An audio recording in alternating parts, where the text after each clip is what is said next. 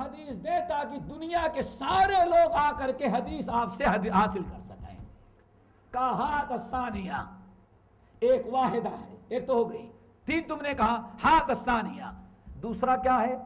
تو خلیفہ نے کہا دوسری ضرورت یہ لے کر کے آیا ہوں، میرے جتنے شہزادے ہیں سب کو اپنی سنن ابی داؤد پڑھ کر کے اجازت دے دو روایت کرنے کی. اللہ اکبر.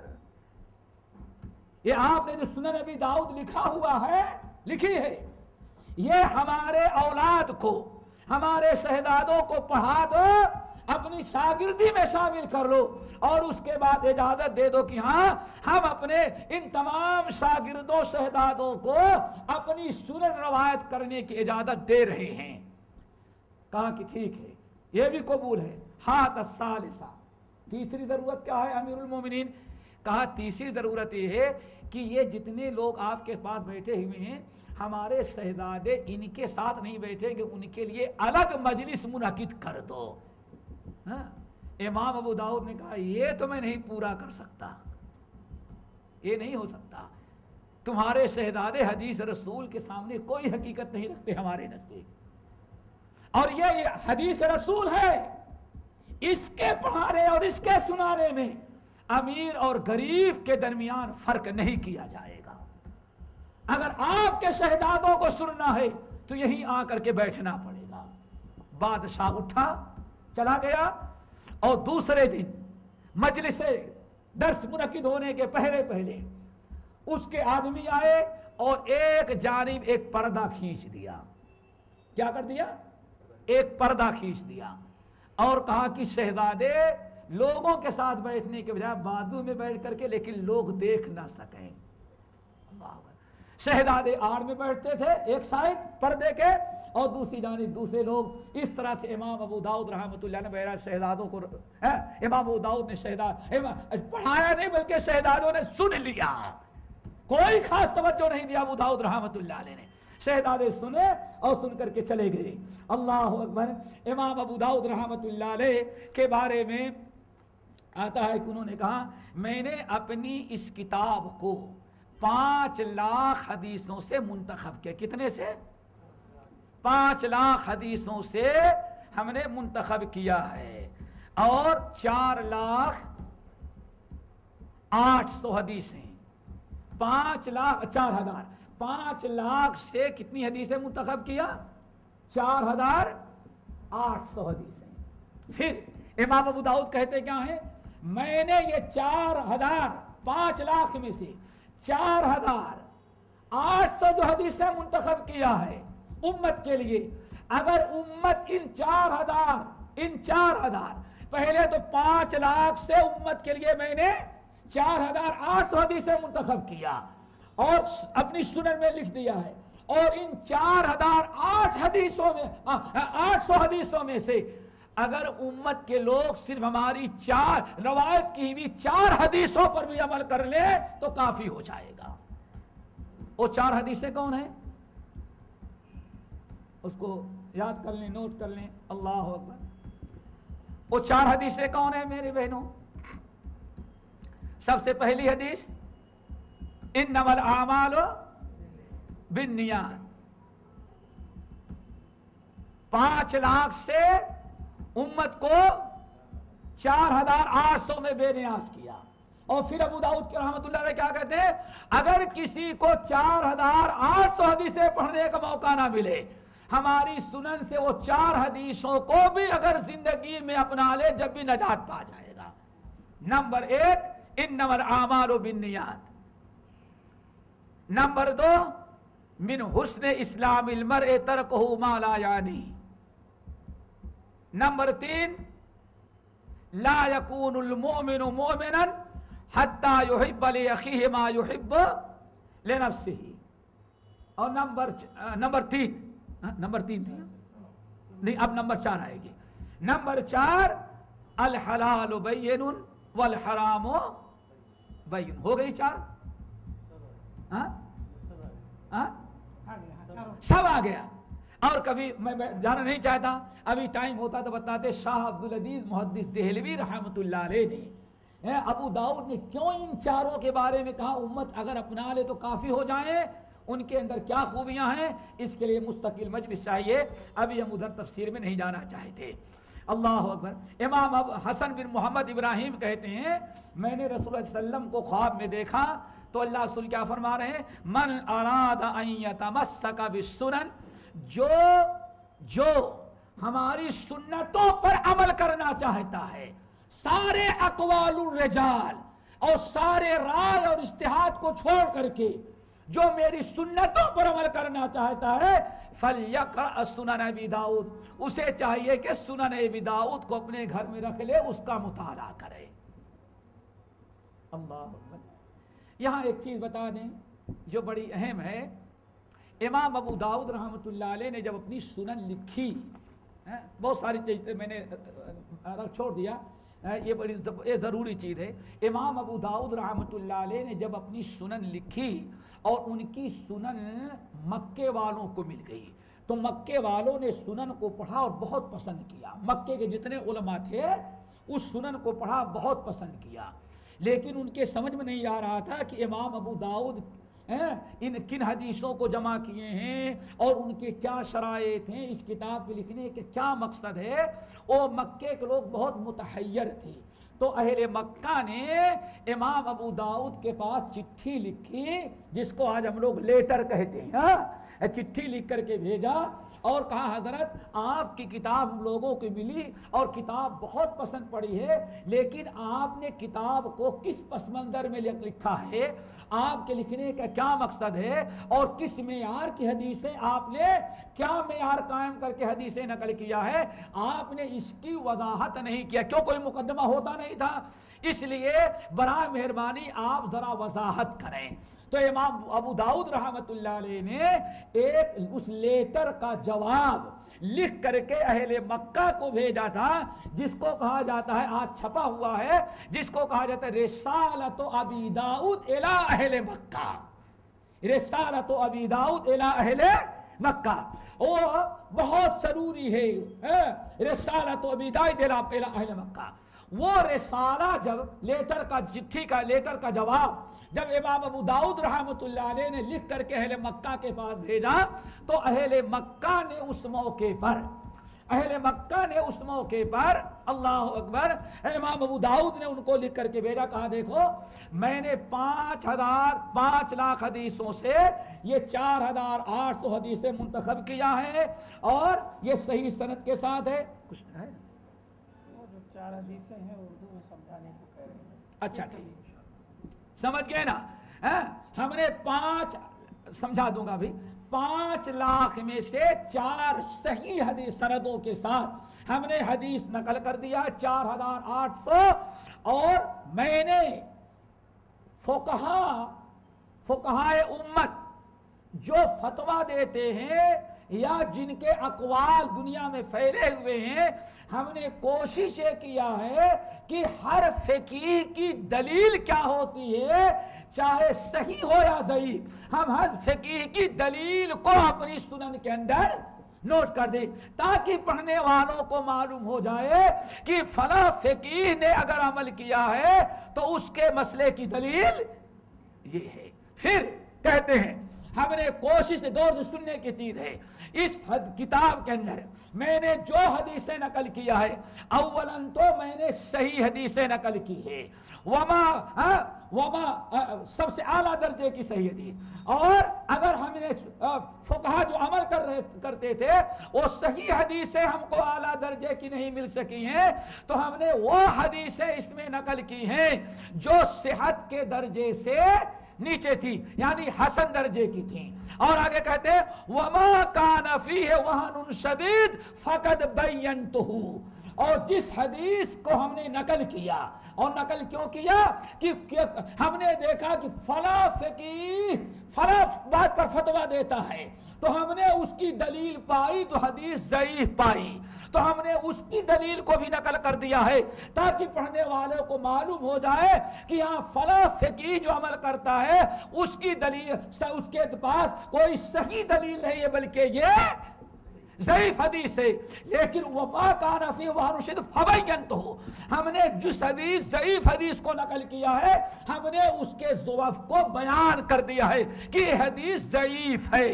نمبر 4 ہو گئی سب سے صحیح حدیث، اور صحیح اور ضعیف کے بیچ والی حدیث، اور ایک ہے گائے درجے کی ضعیف حدیث۔ پھر وما سکت عنہ فہو حسن، اور ہم نے اپنی سنن کے اندر جو حدیث میں نے نقل کیا اور اس پر کوئی کلام نہیں کیا تو سمجھ جانا کہ ہماری وہ حدیث ہمارے نزدیک حسن ہوگی۔ یہ رسالہ بڑا کام کا ہے، رسالۃ ابی داؤد الی اہل مکہ تھا، جس میں امام ابو داؤد رحمۃ اللہ علیہ کے سارا منہج اور ان کے شرائط کھل کر کے آ جاتے ہیں۔ بہرحال امام ابو داؤد رحمۃ اللہ علیہ کے سنن بہت ہی عالی شان، اور علماء نے اس کو بہت پسند کیا، اسی لیے پورے دنیا کے اندر یہ کتاب آج تک متداول ہے اور ہمارے متحدہ ہند کے اندر درس نظامیہ میں شامل کر دی گئی۔ اللہ اکبر۔ اب کس کا دور ہے؟ ترمذی کا۔ ٹائم کیا کریں گے؟ کچھ آگے پیچھے کریں گے؟ کچھ چانس ہے؟ آپ لوگ کیا خیال ہے بھائی؟ نہیں کسی کی بس اور کسی کا جانا ہو تب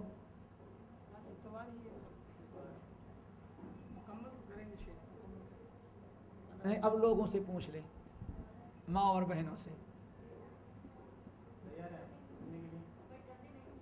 کوئی جلدی نہیں، اللہ آپ کو خیر دے۔ آپ لوگوں سے زیادہ جلدی اللہ ہم کو ہے، ہم کو آپ لوگوں سے زیادہ جلدی ہے، لیکن بات اگر ہو جائے تو ہم کوشش کرتے ہیں پورا کر دینے کے لیے۔ چوتھا ستہ میں چوتھا نمبر کس کا آتا ہے؟ امام ترمذی کا۔ امام سنن ترمذی ہی آج ہمارے لیے بہت ہی زیادہ خیر و برکت کی کتاب ہے سنن ترمذی۔ ہم بڑے اختصار کے ساتھ بتاتے ہیں۔ امام ترمذی رحمت اللہ علیہ کا پورا نام کیا ہے؟ محمد بن عیسیٰ بن ثورہ۔ محمد بن عیسیٰ بن ثورہ، ابو عیسیٰ کنیت ہے، ابو عیسیٰ کنیت ہے۔ محمد بن عیسیٰ بن ثورہ نام ہے، ابو عیسیٰ کنیت ہے، اور 210 ہجری میں پیدا ہوئے، اور 200 کیا کہیں گے 79 کو 79 ہاں 279 میں ان کا انتقال ہوا۔ ان کے اساتذہ میں سب سے بڑے امام بخاری ہیں، اللہ اکبر، امام مسلم ہیں، قتیبہ بن سعید ہیں، اسحاق بن راہویہ ہیں، محمود بن غیلان ہیں، بہت سارے لوگ ہیں، اور ان کے شاگردوں میں الحمدللہ بہت سارے لوگ ہیں۔ ابو بکر احمد بن اسماعیل سمرقندی ہیں، اور بہت سارے لوگ اور ترمذی کے راوی ہیں، شمائل ترمذی کے راوی ہیں، یہ سارے لوگ بہرحال شاگردوں کے نام تو بہت سارے مل جائیں گے، ہم ادھر تفصیل میں نہیں جانا چاہتے۔ اور کمال یہ ہے کہ امام بخاری رحمت اللہ علیہ نے امام ترمذی سے روایت کیا ہے۔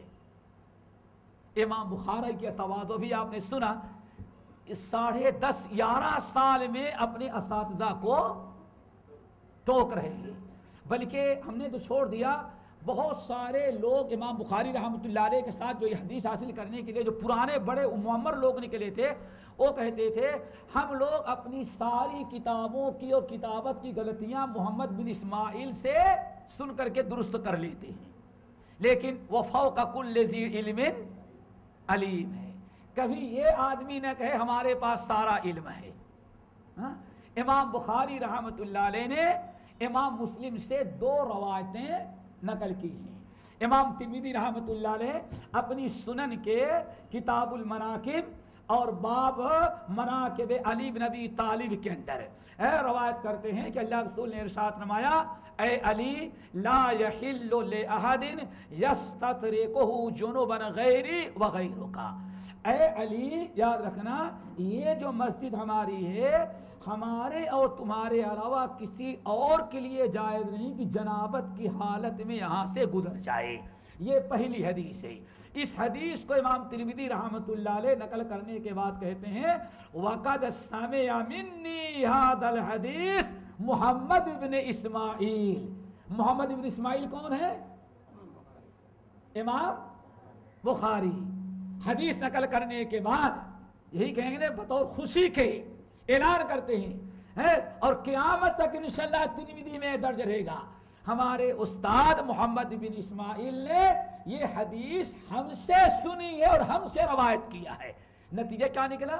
امام ترمذی کے ملاقات کے پہلے امام بخاری کے علم میں یہ حدیث اللہ اکبر وفوق کل ذی علم علیم۔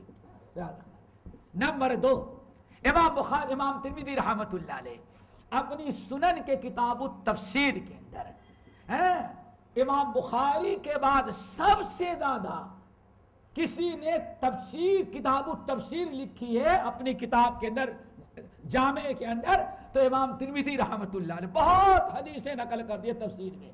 تو سورۃ الحشر کی تفسیر ما قطعتم من لینۃ او ترکتموها، اس آیت کی تفسیر نقل کرنے کے بعد کہتے ہیں امام ترمذی رحمۃ اللہ علیہ سمع منی محمد ابن اسماعیل هذا الحدیث، اس حدیث کو محمد بن اسماعیل بخاری نے ہم سے سنی ہے۔ تو امام بخاری امام ترمذی کے بڑی عزت کی چیز یہ ہے کہ امام بخاری جیسا امام امیر المومنین فی الحدیث اور استاد حدیث بھی امام ترمذی سے ایک نہیں بلکہ 2 حدیثیں روایت کر رہا ہے۔ یہ امام ترمذی کے لیے باعث فخر ہے اور باعث مسرت، اسی لیے انہوں نے سنن کے اندر نقل کیا ہے۔ امام ترمذی رحمۃ اللہ علیہ کا حافظہ بہت قوی تھا، ضرب المثل تھے۔ ضرب المثل سمجھتے ہیں نا آپ لوگ؟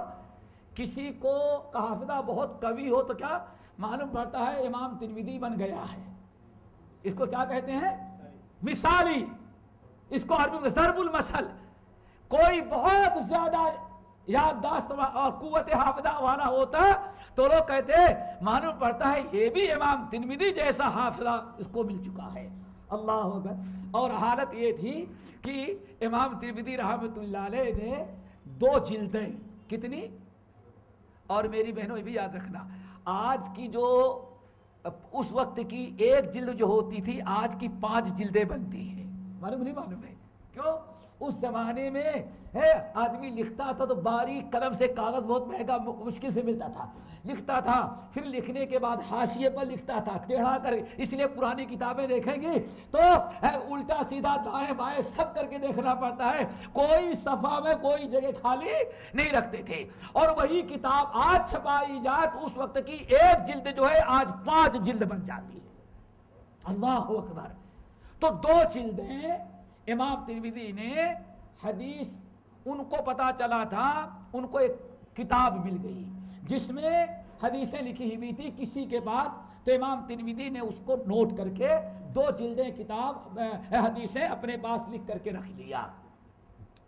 اور وہ 2 جلدیں جو حدیثیں تھیں وہ ایسے استاد کی تھی جو مکے میں رہتا تھا۔ جب تک امام ترمذی مکے نہ جائے ڈائریکٹ ان حدیثوں سے استاد کو نہیں سن سکتا۔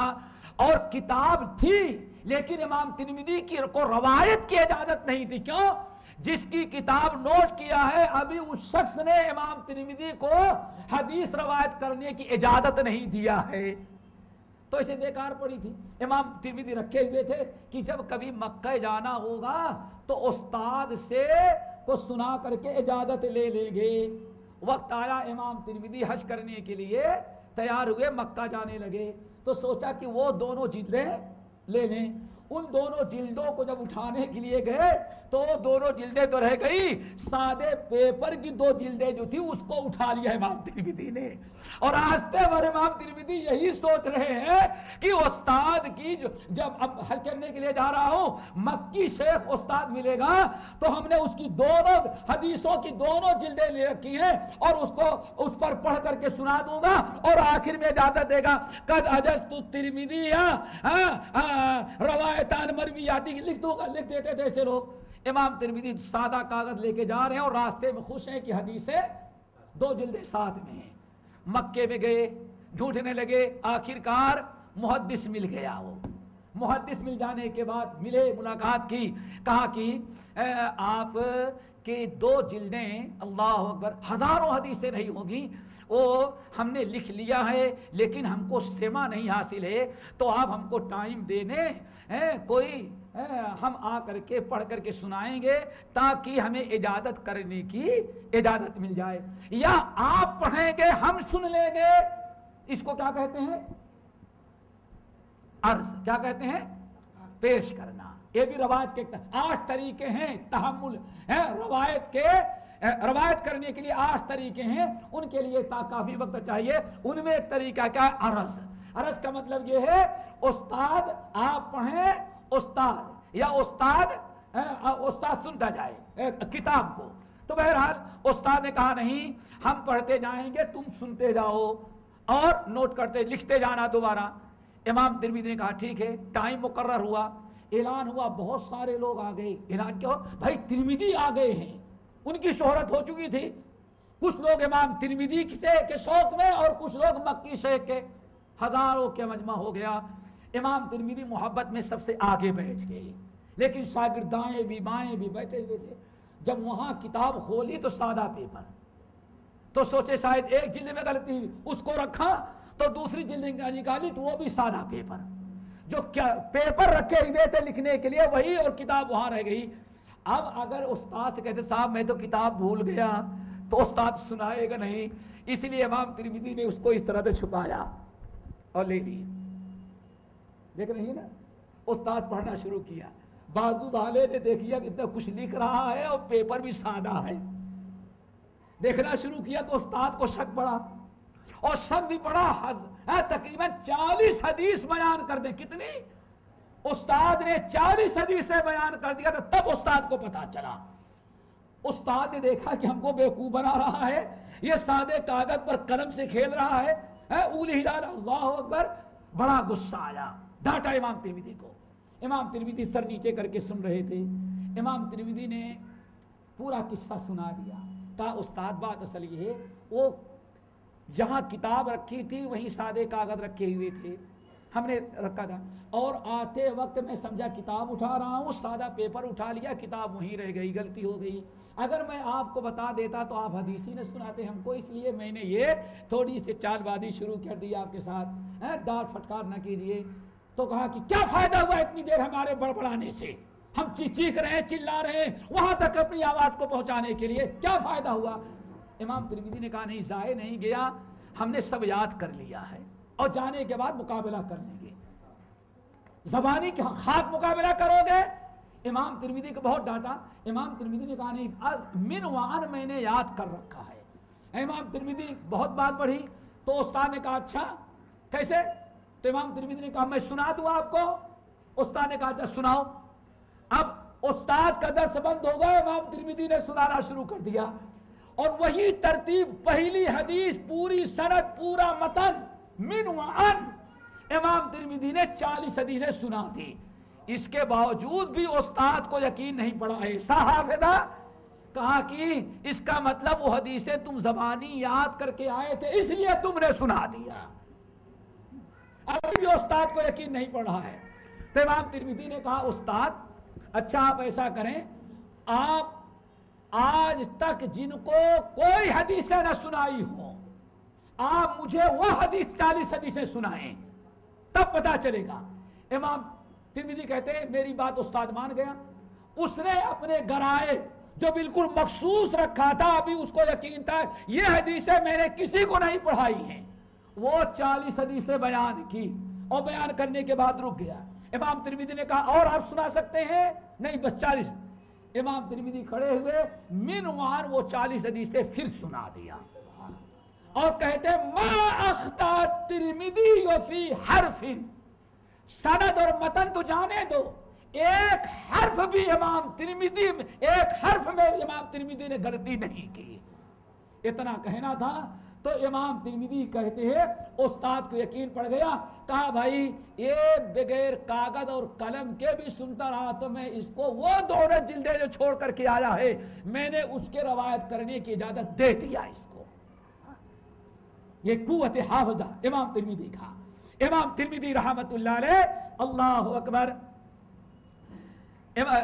کہتے ہیں اللہ تعالیٰ یہ خوبی ہمارے اور آپ کے اندر بھی پیدا کر دے، کہتے ہیں امام بخاری کے انتقال کے بعد خراسان کے علاقے میں امام ترمذی سے بڑا کوئی عالم نہیں تھا، اور امام ترمذی کے خشیت الہی اور ڈر اس قدر آخری عمر میں اللہ تعالیٰ سے روتے تھے کہ انتقال فرمانے کے 2 سال پہلے ہی سے روتے روتے خوف الہی سے اس قدر روتے رہے کہ ان کی بینائی ہی ختم ہو گئی تھی۔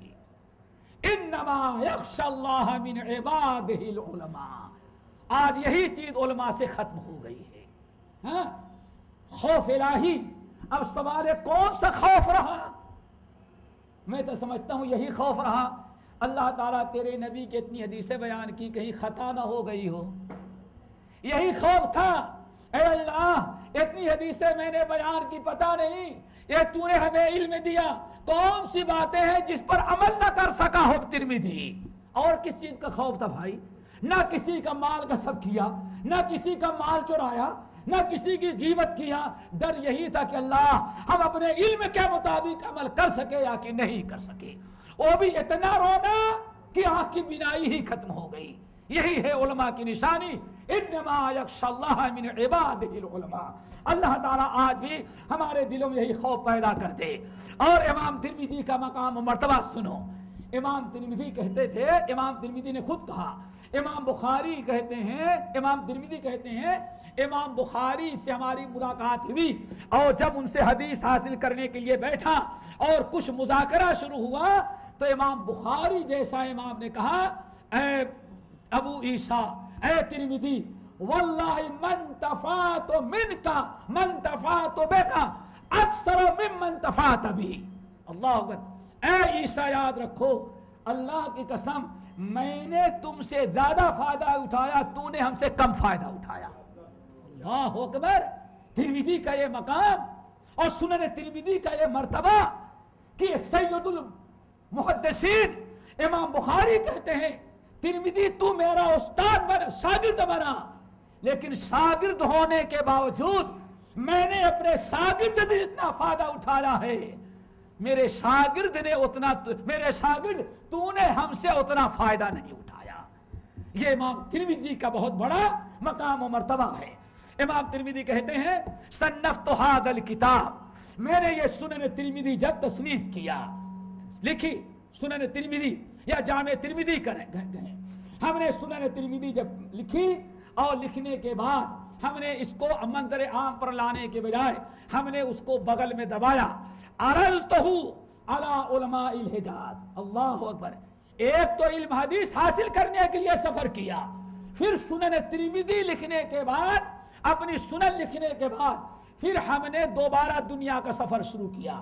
سب سے پہلے حجاز گیا، حجاز میں جتنے محدثین اور علماء تھے ہم نے سب کے سامنے اپنی کتاب سنن رکھی۔ یہ میں نے لکھا ہے منظر عام پر لانے کے بجائے ہم چاہتے ہیں کہ آپ لوگ اس پر نظر ثانی کر لیں، اس کو دیکھ لیں۔ کہتے ہیں پھر وہاں سے عراق گیا، خراسان گیا، شام گیا، جہاں جہاں علماء اور محدثین کے مراکز تھے ہم وہاں گئے، لیکن کہتے ہیں الحمدللہ جہاں جہاں بھی میں اپنی کتاب کو پیش کیا سارے علماء نے میری کتاب کو پسند کیا، سراہا، اور اکثر لوگوں نے یہ کہا، غور سے سنیں، اور اکثر لوگوں نے یہ کہا، کتاب کو پسند کیا، کتاب کی تائید کی، تصدیق کیا، اور کیا کہا، من کان فی بیتہ ھذا الکتاب فکان فی بیتہ نبی یتکلم۔ یہ سنت کتاب نہیں، جس شخص کے گھر میں سنن ترمذی کا ایک نسخہ ہو سمجھ جاؤ کہ اس کے گھر میں نبی بیٹھے ہیں اور نبی گفتگو کر رہے ہیں۔ یہ سنن ترمذی کا یہ مقام اور مرتبہ ہے۔ اللہ اکبر، اسی لیے بات تو لمبی ہو جائے گی، ایک چیز آپ لوگوں کو بتا لیں، اس کو نوٹ کر لیں تو زیادہ بہتر ہے میرے خیال میں۔ امام ترمذی رحمت اللہ علیہ کی جو سنن ترمذی ہے، کہا جاتا ہے کہ 14 تو سمجھتے ہیں نا، کہ 14 میں نہیں سمجھتے، 44 کیا 44 ہاں 14 اللہ اکبر، چلو سنن ترمذی کی ایسی 14 خوبیاں ہیں. سنن ترمذی جو انسان پڑھتا ہے اس کو ایسی 14 معلومات ملتی ہیں جو دنیا کے کسی اور حدیث کے کتاب میں نہیں ملتی. کتنی میرے بہنوں؟ 4 نہیں 14. اللہ اکبر. نہ بخاری میں ملے گی، نہ ترمذی میں ملے گی، نہ بخاری میں ملے گی، نہ مسلم میں ملے گی، نہ ابو داؤد میں ملے گی، نہ نسائی میں ملے گی، نہ ابن ماجہ میں ملے گی، نہ مسند احمد بن حنبل میں ملے گی. وہ 14 چیزیں ایک آدمی اگر پڑھنے لگے گا ترمذی تو اس کو صرف ترمذی پڑھنے لگے گا تو 14 ایسی باتیں معلوم ہوگی جو دنیا کے کسی اور کتاب میں نہیں. کیا خیال ہے، نوٹ کرا دوں؟ ٹائم نہیں؟ ارے ایک قلم تو میں دے سکتا ہوں بھائی، پیپر. اچھا کوئی بات نہیں، جس کے پاس ہے نوٹ کر لے. نمبر 1 میرے بہنوں، ترمذی ایک ایسی کتاب ہے، ترمذی کے بارے میں کہا جاتا ہے کہ کافل للمجتہد وکافل للمقلد. مجتہد کے لیے بھی کافی ہے اور مقلد کے لیے بھی